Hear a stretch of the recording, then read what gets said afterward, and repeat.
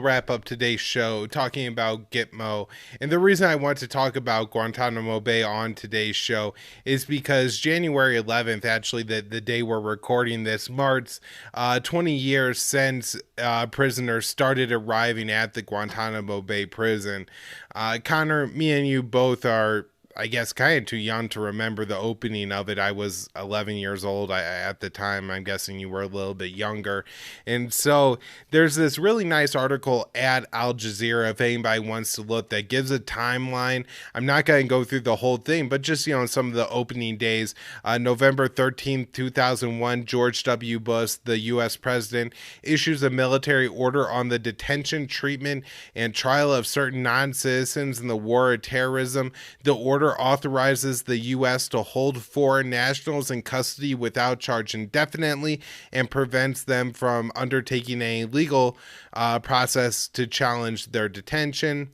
Then we have December 28th, 2001, a memorandum of the U.S. Justice Department to the Pentagon explains that prisoners held in Guantanamo Bay are not eligible for habeas corpus rights protecting against arbitrary detention because they are not on U.S. soil. And then, of course, January 11th is the first 20 detainees arrive at Guantanamo Bay camp X-ray and are held outdoors in wire mesh cages. There's some famous photos here. You'll see the guys in orange jumpsuits with black beds over their head, or maybe brown beds over their head, hands bound behind their backs, and they're in what looks like dog kennels, maybe slightly small dog kennels, certainly for outdoors. And that's, initially where the U.S. kept these people, literally treating them like dogs. Then one of the things I guess I remember, I don't know if, it's from 2002 or a little bit later, but I distinctly remember Dick Cheney and members of the administration talking about these being the worst of the worst. They are very dangerous. They are devoted to killing millions of Americans. And so myself at the time, being a 12-year-old boy, absolutely terrified by the rhetoric of the, Bush administration and all that, the events of 9/11, bought that and was like, well, if you gotta torture him, you gotta torture him, right? Like, you gotta keep me safe. And, I'm only 12 years old. Unfortunately, there are grown adults, and the majority of grown adults in America that were basically fine with the same thing at the time. Now, they didn't know the extent to what was going on, how much it was a torture program and everything like that. But they did know that these people are being denied rights that are even guaranteed by the Geneva Convention. The Bush administration took this tactic where they weren't like prisoners of war or anything like that, because they weren't fighting on the side of any state. And so, by the rules of our international international order that we enforce on everybody else, if you're not fighting for one of the 170 recognized or 97 recognized states, then you're fighting on the side of a non-state group, which means that the Geneva Convention doesn't apply to you. And, that's the great order that we instill upon the world. And so, there ends up being hundreds of people in Guantanamo Bay over the years. Most of them get released because they're absolutely nobodies. Some of them are low-level members of Al-Qaeda.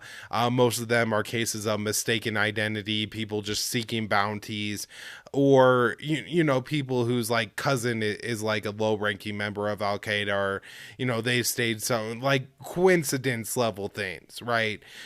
You share the same name as somebody else, and that's why they scooped you up. Now, there are a few people in Guantanamo Bay who are the worst kind of international terrorists. Khalid Sheikh Mohammed, the man who planned 9/11, is still in Guantanamo Bay. Of course, we can't really do anything with him though, because we tortured him, and any information that the U.S. got from him, it's tainted with torture, and so you can't try him in prison.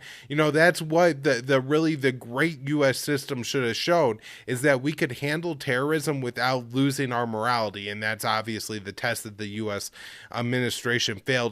I feel like it's so important to talk about this week, particularly, Connor, because you have people, I forget the guy's name, who's just like now a part of Kamala Harris's press team, and everybody's upset with his tweet about immigrants. Some illegal immigrant was on MSNBC. This is years and years ago. And he was like, oh, somebody should call ICE on them, which is, or by today's standards, obviously like completely unacceptably racist. But, when you were in 2010, you could be a liberal and do that kind of thing with no pushback whatsoever.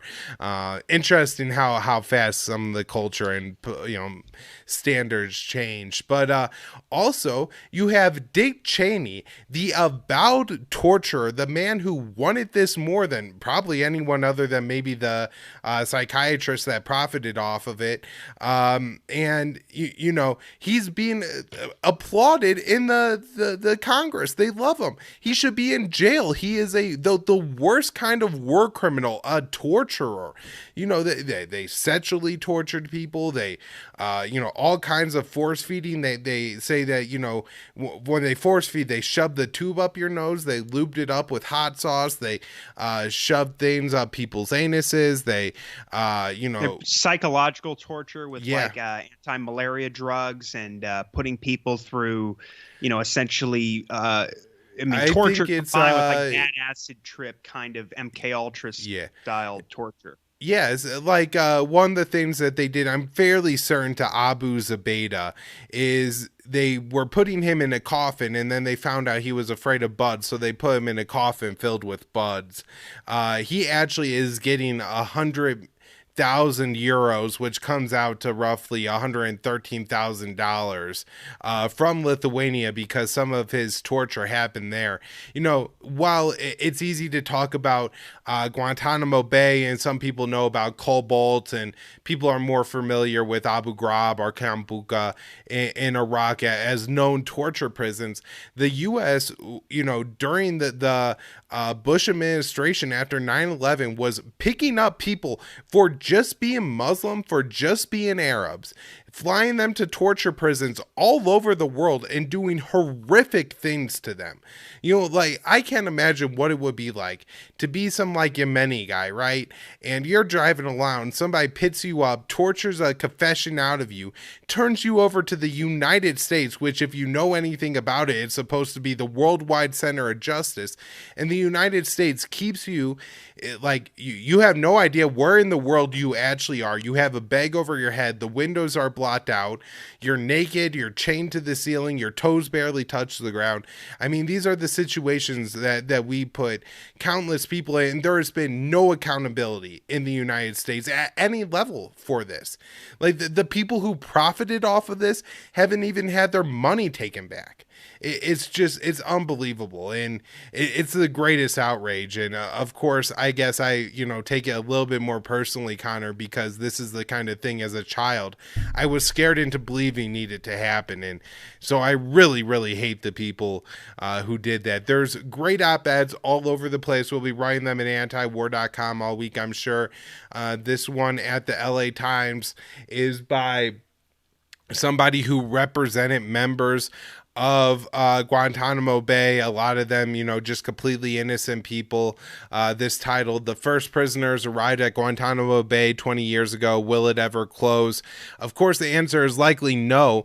In 2020, we're a full decade past Obama signing a thing saying that we are definitely going to close Guantanamo Bay at the end of the year. That would have been 2010 going into 2011.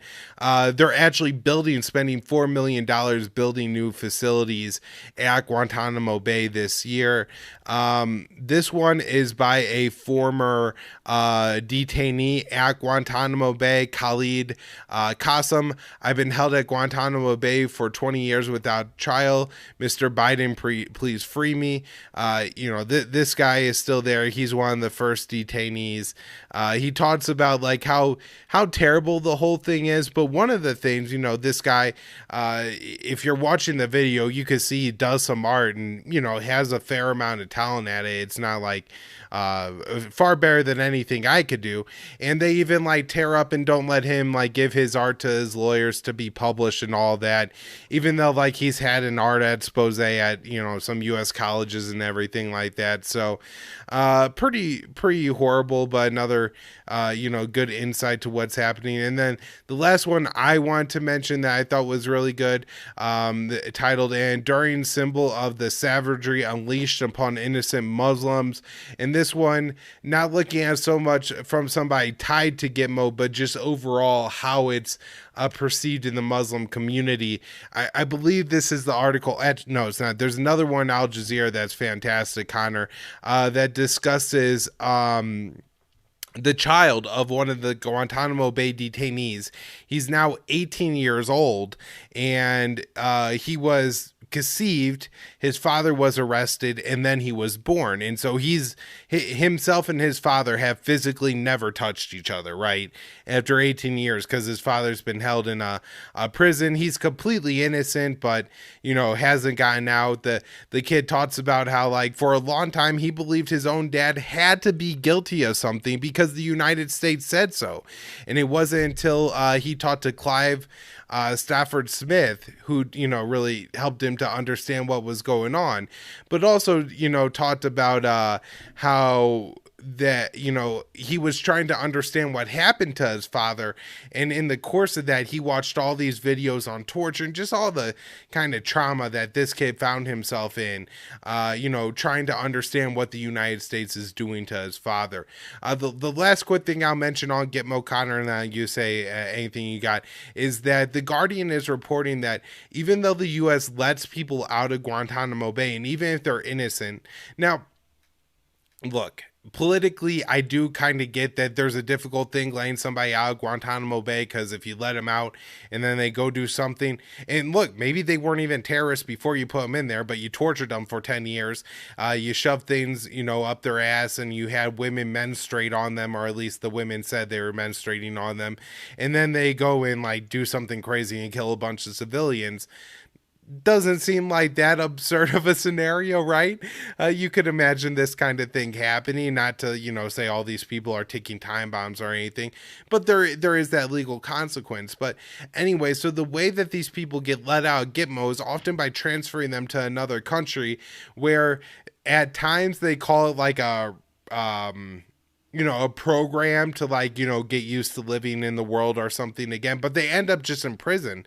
And so 30% of them are sent to countries where they don't have a legal status and end up in jail. And one particular detainee says that he's actually in a worse prison now in the UAE than he was in Guantanamo Bay. And so the US is putting people even in worse positions of injustice here. And I don't know, that's why I got on Gitmo, Connor. Anything you got before we wrap up here? No, I think you said it all. It's incredible that so much of this was done, like, as Scott Horton points out in Fool's Errand and enough already, that they let Bin Laden and Zawahiri go, probably deliberately. I mean, there's a lot of circumstantial evidence there. And then they just had this show gulag. A big part of it was just stretching the limits of this unitary executive theory that Cheney had, basically making the executive branch into a dictatorship, and just the American people. A big part of Gitmo was in convincing people like you and me when we were kids that these people are such a threat that you have to torture them, and and I'm not saying your parents did or mine, but the idea is like our society supports torturing people and treating them like worse than you would treat animals, in order to convince you of how afraid you should be and how you should just go to the movies and go to the mall and let us just kill whoever we want, to spend however much money we want, because you should always be afraid. And that's why we do the dark side stuff, like Cheney would say, and the idea is like that's what's keeping us safe. It's the most disgusting thing in the world. And the fact that the American people have still not insisted on closing Gitmo is shameful. I mean, it's such a crime. And that's one of the things about democracy, is that as much as libertarians, and we like to get into the semantics of we aren't the government and this sort of thing. That's true, but at the same time, when policies like this happen and then nobody does anything about it, it's on all of our shoulders and it's all of our responsibility. All right, Connor.